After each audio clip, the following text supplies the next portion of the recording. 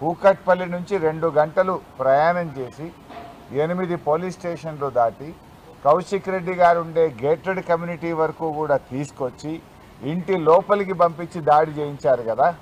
మరి నిన్నేమైంది డీజీపీ గారు? మీరెందుకు నిన్న యాక్ట్ చేయలేదు డీజీపీ గారు అని నేను అడుగుతా ఉన్నా.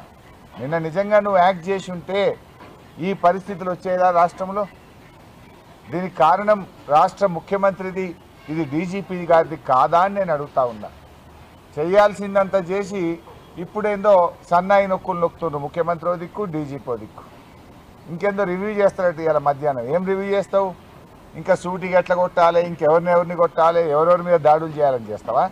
అసలు ఉందా ఈ రాష్ట్రంలో లా అండ్ ఆర్డర్ ఉందా? ఖమ్మం పోతే మా మీద రాళ్ల దాడి చేస్తే, ఎమ్మెల్యేల మీద రాళ్ల దాడి చేస్తే 10 రోజులైనా ఎఫ్ఐఆర్ ఇష్యూ కాలేదు. 10 రోజులైనా ఆ గుండాలను ఇంతవరకు అరెస్ట్ చేయలేదు. నిన్నేం జరిగింది? కౌశిక్ రెడ్డి గారింటి మీద రాళ్ల దాడి చేసినటువంటి వాళ్ళకేమో రాచమర్యాదలు. పోలీస్ స్టేషన్లో వాళ్ళకి మంచిగా బిర్యానీలు తినిపించి, సమోసాలు తినిపించి, ఛాయలు దాయిపించి, ఎస్కాట్ ఇచ్చి గాంధీ గారిని ఇంటి దగ్గర దించొస్తుంది. ఫిర్యాదు చేయడానికి వచ్చిన మమ్మల్ని ఏమో అరెస్ట్ చేసి 2 గంటలు హైదరాబాద్ అంతా తిప్పి అర్ధరాత్రి జంగల్లో మహబూబ్ నగర్లో ఇడిచిపెట్టింది మమ్మల్ని. అంటే అసలు లా అండ్ ఆర్డర్ పోలీసులు వ్యవహరించే తీరు ఇదేనా నేను అడుగుతా ఉన్నా. అసలు రాష్ట్రంలో లా అండ్ ఆర్డర్ ఉందా అని అడుగుతా ఉన్నా. గతంలో బీఆర్ఎస్ ఎమ్మెల్యేలు మేము నల్గొండకు వెళ్తే డైరెక్ట్గా మా బస్సు మీద కేటీఆర్ గారు మొత్తం 20 మంది ఎమ్మెల్యేలు ఉన్న మా బస్సుల మీద కోడిగుడ్లతో రాళ్లతో దాడి చేశారు. ఖమ్మం పోతే ఎమ్మెల్యేల మీద, బీఆర్ఎస్ ఎమ్మెల్యేల మీద దాడి చేశారు. సిద్దిపేటలో నా క్యాంపు కార్యాలయం మీద దాడి చేశారు. కౌశిక్ రెడ్డి ఎమ్మెల్యే గారింటి మీద దాడి చేశారు. ఏ ఒక్క విషయంలోనైనా పోలీసు యాక్ట్ చేసిందా? ఎక్కడైనా అరెస్టులు జరిగినాయా? అంటే ఇవాళ ఏమైపోయిందంటే మీరే ఈ రకంగా రెచ్చగొడతా ఉన్నారు. ఇవాళ ముఖ్యమంత్రి గారు ఆయనే దీనికి మూల కారణం. ఎందుకంటే ముఖ్యమంత్రి గారు ఆయన నోరు అదుపులో పెట్టుకోవాలి.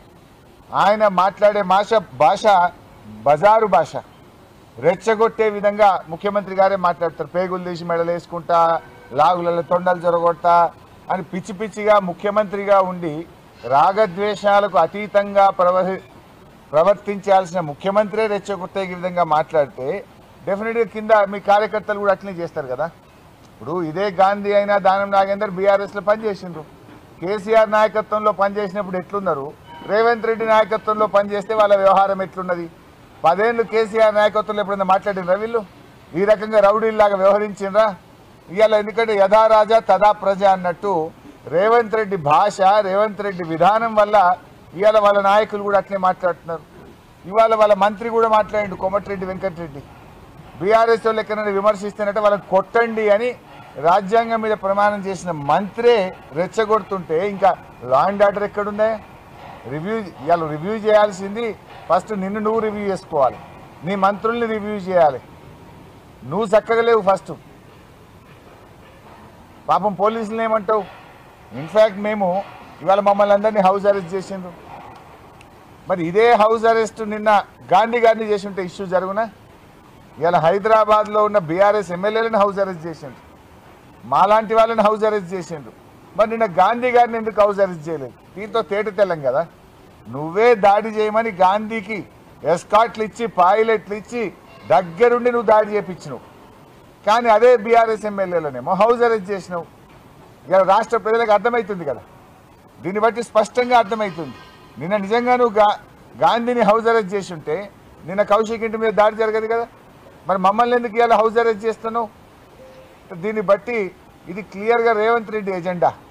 ఇది గాంధీ గారు చేసిన దాడిగా మేము భావించడం లేదు, రేవంత్ రెడ్డి గారు చేయించిన దాడిగానే మేము దీన్ని చూస్తూ ఉన్నాం. ఇలా బాధ కలిగేది ఏంటంటే తెలంగాణ ఉద్యమంలో కూడా మా మీద ఈ రకమైన నిర్బంధాలు, ఈ రకమైన అణిచివేతలను 14 ఏళ్ల తెలంగాణ ఉద్యమంలో కూడా మేము చూడలేదు. కానీ రేవంత్ రెడ్డి పాలన ఎమర్జెన్సీని తలపించే విధంగా ఉంది.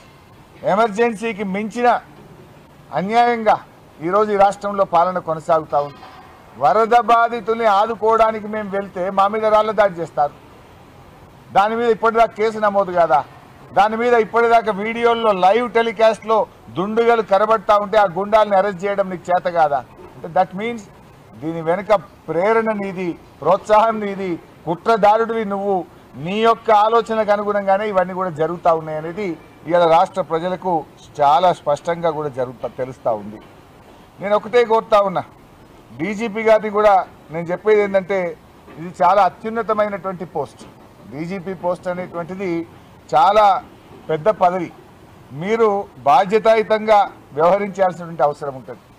రేవంత్ రెడ్డి గురించి మీకు తెలియంది కాదు, గతంలో ఇదే రేవంత్ రెడ్డి గారిని హౌస్ అరెస్ట్ చేయడానికి వెళ్ళిన పోలీసులను బండబూతులు తిట్టిండు. వీడియోలు ఇవాళ సోషల్ మీడియాలో వస్తున్నాయి. నా నోట్తో మాట్లాడి నా నోరు ఖరాబ్ చేసుకొని, కానీ ఆయన ఎంత చిల్లర మాట్లాడిండు. ఎవడ్రా అని పోలీసులను పట్టుకొని బయటకు వచ్చి పోలీసులను నానా బూతులు తిట్టిండు ఈ రేవంత్ రెడ్డి. కానీ మేమేమో సహకరిస్తూ ఉన్నాం. ఇదే పోలీసులను పట్టుకొని బీహారీ పోలీసులని మాట్లాడిండు. అంటే ఆయన నోటికి వచ్చినట్టుగా మాట్లాడడం ఆ రోజు మనందరం కూడా చూసాం.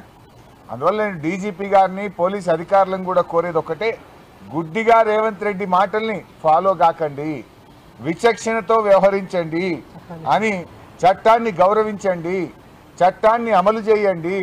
తప్పులు చేయమని చెప్తే అది ప్రభుత్వ పెద్దలైనా ఎవరైనా మీరు చేయకుండా నిష్పక్షపాతంగా న్యాయబద్ధంగా వ్యవహరించాలని డీజీపీని పోలీసు ఉన్నతాధికారులను కూడా నేను కోరుతా ఉన్నా.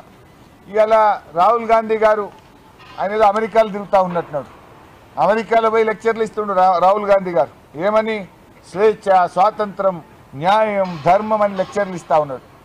అయ్యా రాహుల్ గాంధీ గారు, నువ్వు అమెరికాలో లెక్చర్లు తర్వాత ఇద్దు, కానీ నీ కాంగ్రెస్ పాలనలో ఉన్న తెలంగాణ రాష్ట్రంలో జరుగుతున్న అణిచివేతలను, ఆంక్షలను, రాజ్యాంగ ఉల్లంఘనల గురించి మాట్లాడాలని చెప్పి నేను రాహుల్ గాంధీ గారిని డిమాండ్ చేస్తూ ఉన్నా.